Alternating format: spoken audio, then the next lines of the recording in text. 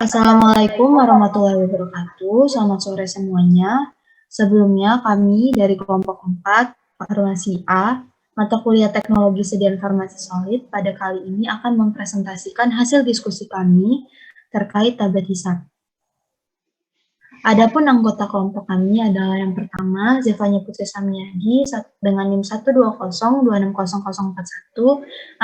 Anindita Nabila Salwa 120260045, Lisa Agustina 120260085, Alika Putriana 120260095, Maharani Alivia 120260136, Ria Aryani Marsha 120260156, dan Aska Nur Anissa 120260128. Pokok bahasan yang akan kami bahas pada presentasi kami kali ini adalah yang pertama pengertian, yang kedua contoh produk, yang ketiga eksepian khusus, yang keempat formula, yang kelima evaluasi, dan yang terakhir adalah kesimpulan.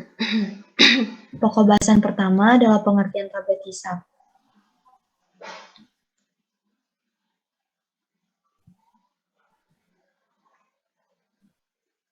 Baik, pertama adalah pengertian dari tablet hisap itu sendiri. Jadi, menurut Farmakope 6 tahun 2020, tablet hisap itu adalah sediaan padat yang mengandung satu atau lebih bahan obat yang umumnya dengan bahan dasar beraroma dan manis dan dapat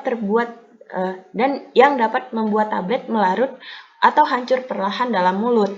Nah, tablet umumnya itu ditujukan untuk mengobati iritasi lokal dan infeksi mulut atau tenggorokan, tetapi dapat juga mengandung bahan aktif yang ditujukan untuk absorpsi sistemik setelah ditelan. Nah, adapun jenis-jenis dari tablet hisap dapat dilihat pada gambar.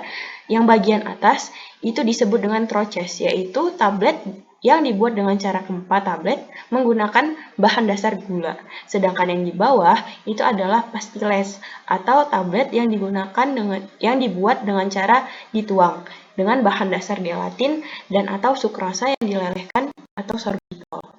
Bisa next. Pokok bahasan contoh produk. Adapun contoh produk tablet hisap di pasaran adalah yang pertama Vitamin. Sediaan ini adalah salah satu tablet hisap yang berkhasiat dalam memberikan asupan vitamin C pada tubuh. Satu tablet vitamin mengandung sebanyak 500 mg zat aktif, yaitu vitamin C. Yang kedua adalah Active Roaches. Siapa sih yang nggak tahu kalau misalnya ada tablet hisap ini di pasaran? Pasti semuanya udah tahu. Sediaan ini merupakan salah satu antibiotik yang pembeliannya harus menggunakan resep dokter. Active Roaches sendiri dinilai ampuh membasmi bakteri akibat radang tenggorokan, sariawan, dan meredakan bakteri pada infeksi mulut. Dan yang ketiga adalah Degirol. Tablet ini merupakan suatu obat dengan kandungan dequalinum klorid yang memiliki sifat antiseptik. Degirol, tablet hisap yang bisa dibeli secara bebas dan biasa digunakan untuk mengatasi sariawan, radang gusi, dan sakit tenggorokan akibat infeksi bakteri. Adapun ya, yang ketiga adalah eksepian khusus.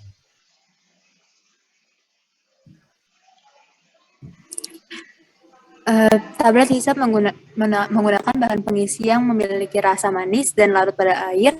Contohnya ada laktosa. Laktosa ini memiliki kompresibilitas yang baik, tidak berbau, dan bersifat inert. Sedangkan kekurangannya itu memiliki sifat alir yang kurang baik, dapat menyerap kelembapan dari udara sehingga dapat berpengaruh terhadap sifat tablet. Lalu yang kedua adalah manitol. Manitol memiliki rasa yang manis seperti glukosa dan memberikan sensasi dingin di mulut dan memiliki sifat alir yang baik.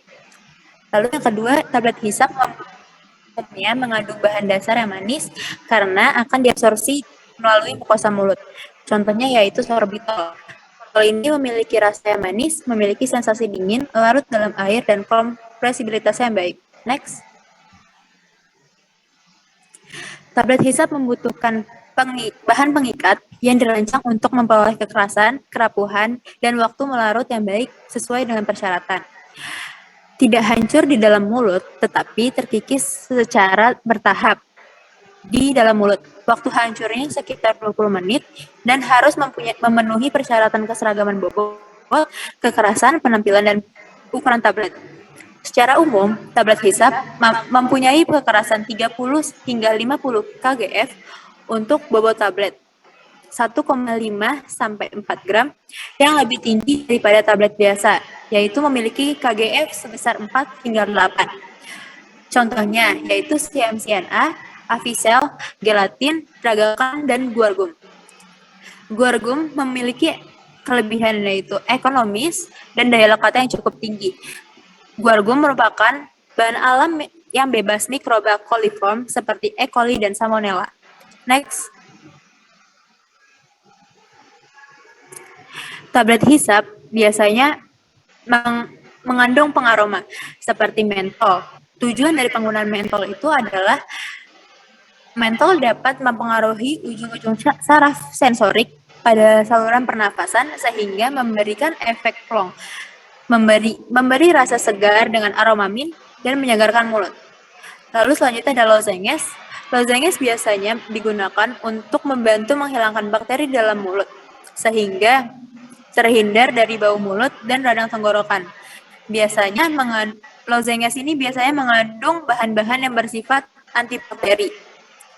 Yang mana antibakteri bisa diperoleh dari kandungan senyawa yang ada di suatu ekstrak, contohnya pada daun sirih, kemangi, gambir, serta jahe merah.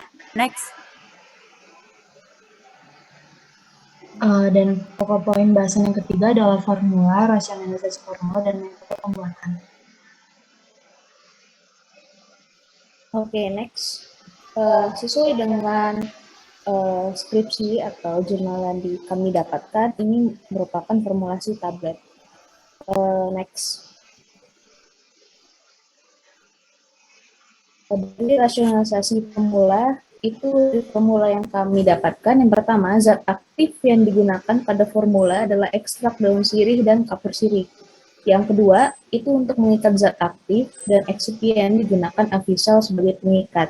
Avicel itu digunakan sebagai pengikat karena menghasilkan tablet yang keras tetapi masih dapat hancur dalam air, menurut Ansel tahun 2005. Yang ketiga, itu ditambahkan talc atau talcum sebagai pelicin atau glidan. Talc itu sendiri dipilih sebagai glidan karena dapat meningkatkan fluidisitas massa tablet yang akan dikempa, sehingga massa dapat mengisi dye dalam jumlah yang seragam, menurut Sulaiman tahun 2007. Next. Yang keempat, itu digunakan magnesium stearat sebagai lubrikan. Magnesium stearat tersebut dipilih sebagai lubrikan karena dapat mengurangi fraksi antar permukaan dinding tablet dengan dinding dye selama proses kompresi, menurut Sulaiman tahun 2007. Yang kelima, digunakan kombinasi laktosa dan manitol sebagai pengisi tablet untuk mendapatkan tablet yang memiliki laju pelepasan obat yang baik dan memiliki rasa yang manis serta dingin di mulut. Dan yang terakhir, digunakan sukrosa sebagai zat pemanis. Next. Metode pembuatan tablet yang kami gunakan itu adalah kompres tablet lozenges. Pada prinsipnya, kompres tablet lozenges mengacu kepada metode pembuatan kempa langsung, yang pembuatannya itu dengan cara dikempa dengan diameter tablet itu sekitar 1,5 sampai 4 gram. Formulasinya itu dibuat dengan zat pengikat tanpa adanya zat disintegran atau penghancur dan dikempa lebih keras dibandingkan tablet biasa. Karenanya, tablet hisap dengan metode ini dapat melarut secara lambat dan tidak dapat terintegrasi di mulut, menurut Peter Schlag 1989 dan Parrott 1971. Next. Prosedur pembuatan. Prosedur pembuatan pada tablet ini yang pertama menimbang seluruh bahan yang digunakan. Masanya itu masing-masing formula sebanyak 400 gram untuk 100 tablet. Yang kedua, ekstrak kering daun sirih dan kapur sirih dicampur pengisi dan pengikat. Yang ketiga, campuran serbuk diaduk hingga homogen dan ditambahkan aroma vanila. Next. Ditambahkan pelincir lalu diaduk hingga homogen. Di-set alat cetak tablet sesuai dengan bobot tiap tablet sebanyak 4 gram sebelum tabletnya dicetak. Dan yang terakhir, tablet yang telah dicetak dievaluasi untuk mengetahui mutu fisiknya. Next. Selanjutnya adalah interpretasi data.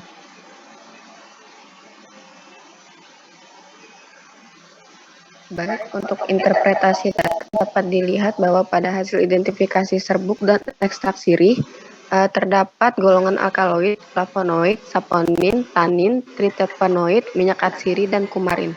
Sedangkan tidak terdapat quinon dan steroid. Next. Untuk formulasi tablet, sesuai literatur yang kami gunakan itu tabletnya dibuat dalam 3 formula dengan variasi konsentrasi Avisel sebagai pengikat. Pada formula A mengandung Avisel sebesar 10%, pada formula B mengandung 15%, dan pada formula C mengandung 20%. Next. Hasil evaluasi massa tablet pada kadar lembab dapat dilihat bahwa kadar ini memenuhi syarat kadar lembab massa tablet yang baik yaitu 2-5%, sehingga tablet hisap yang dihasilkan baik dan tidak rapuh. Jika kadar lembab melebihi persyaratan, maka tablet yang dihasilkan akan menjadi lembab.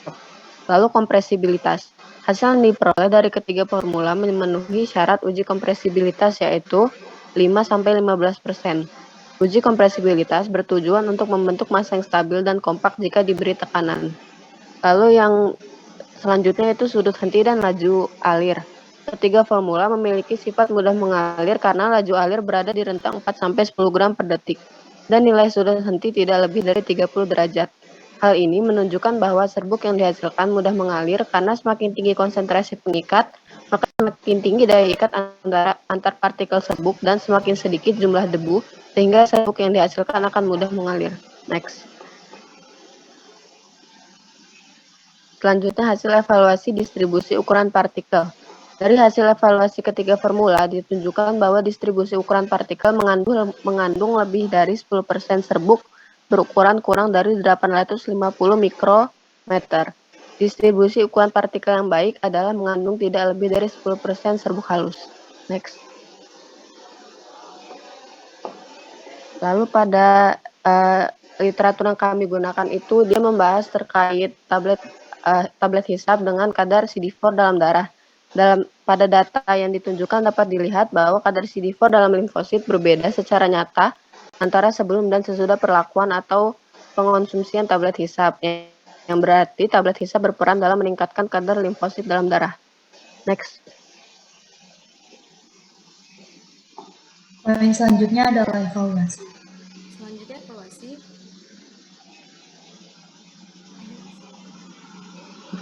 Pada uji yang pertama yaitu pemeriksaan organoid dengan prosedur dilakukan terhadap tablet secara visual dengan mengamati warna, bau, dan rasa. Hasil yang diperoleh yaitu pada formula A, B, dan C memiliki warna, bau, dan rasa yang sama yaitu berwarna putih, berbau sirih dan vanila, serta berasa manis sedikit pedas. Syarat dari uji ini yaitu memiliki warna, bau, dan rasa yang baik. Oleh karena itu dapat disimpulkan bahwa formula A, B, dan C memenuhi syarat. Yang kedua, uji keseragaman bobot. Dengan prosedur, ditimbang sebanyak 20 buah tablet yang diambil secara acak, kemudian dihitung bobot rata-rata setiap tablet. Hasil yang diperoleh yaitu, pada formula A, B, dan C menunjukkan bahwa tidak lebih dari 2 buah tablet yang menyimpang lebih dari 5%, dan tidak ada satupun tablet yang bobotnya menyimpang lebih dari 10% dari bobot rata-rata. Syarat dari uji ini yaitu tidak boleh lebih dari 2 buah tablet yang masing-masing bobotnya menyimpang 5% dari bobot rata-ratanya, dan tidak satupun tablet yang bobotnya menyimpang lebih dari 10% dari bobot rata-ratanya. Pada uji ini dapat ditarik kesimpulan bahwa formula A, B, dan C memenuhi syarat. Selanjutnya, yang ketiga, uji keseragaman ukuran dengan prosedur sebanyak 20 tablet yang secara acak. Kemudian diukur diameter dan tebal tablet menggunakan jangka sorong.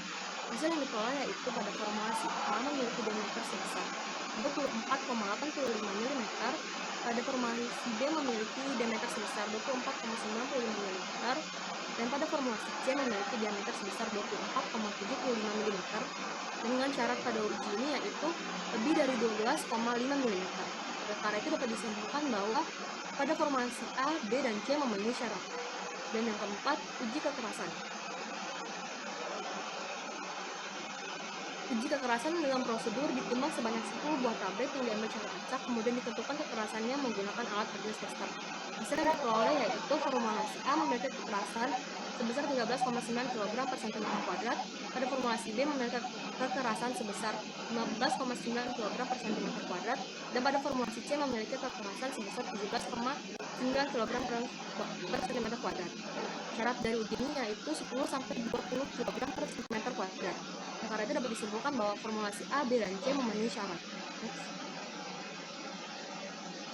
Uji yang kelima yaitu uji friabilitas. Dengan prosedur ditimbang sebanyak 20 buah tablet yang diambil secara acak dan dibersihkan dari debu. Kemudian diletakkan dalam alat friabilator dan dijalankan alat sebanyak 100 putaran dengan kecepatan 25 km. Hasil yang diperoleh yaitu pada formulasi A dan B diperoleh sebesar 0,80%, sedangkan pada formulasi C yang diperoleh itu 0,81%. Syarat dari uji ini yaitu kurang dari 1%. Dapat disimpulkan bahwa formulasi A, B, dan C memenuhi syarat. Dan uji yang terakhir yang keenam yaitu uji waktu hancur atau uji waktu besar. Dengan prosedur alat yang digunakan adalah Routine Temperature Tester dengan hasilnya yaitu pada formula A waktu yang diperoleh selama 22,17 menit, formula B waktu yang diperoleh yaitu 32,3 menit, dan dengan formulasi C waktu yang diperoleh yaitu 35,46 menit. Syarat dari uji ini yaitu jangka waktu 30 menit atau kurang. Dapat disimpulkan bahwa formula A memenuhi syarat sedangkan pada formula B dan C tidak memenuhi syarat.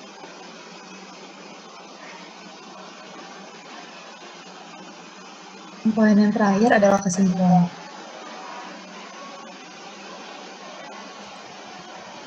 Pada poin kesimpulan ini, tablet isap adalah sediaan tablet mengandung struktur atau di bahan obat, umumnya dengan bahan dasar beraroma manis yang dapat membuat tablet menyerut atau hancur perlahan dalam mulut.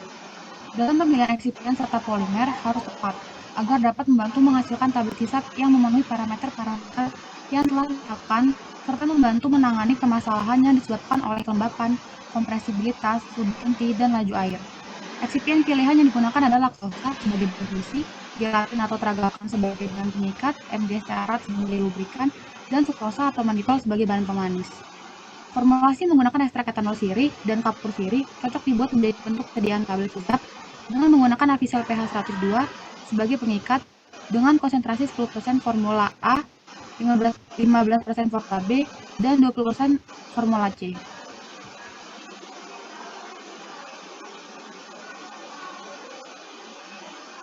Berikut adalah dasar pustaka yang kami gunakan pada hasil diskusi kami kali ini.